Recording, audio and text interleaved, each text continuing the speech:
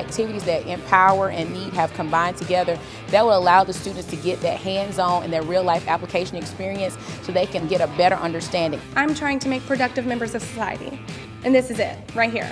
And someone who's saying, hey, I've got you, I'm gonna provide it to you for free, I'm gonna make sure you have every resource you need, and they're showing me how to do it, and they're holding my hand along the way. What more could you want?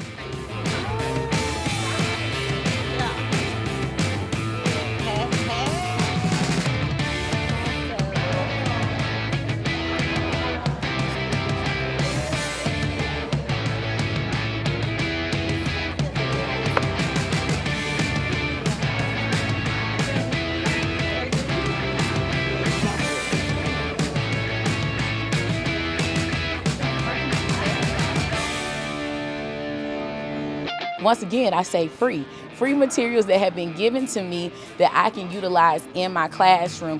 And then it's not like they skimp on anything about them, but they give you everything you need to, continue the activity.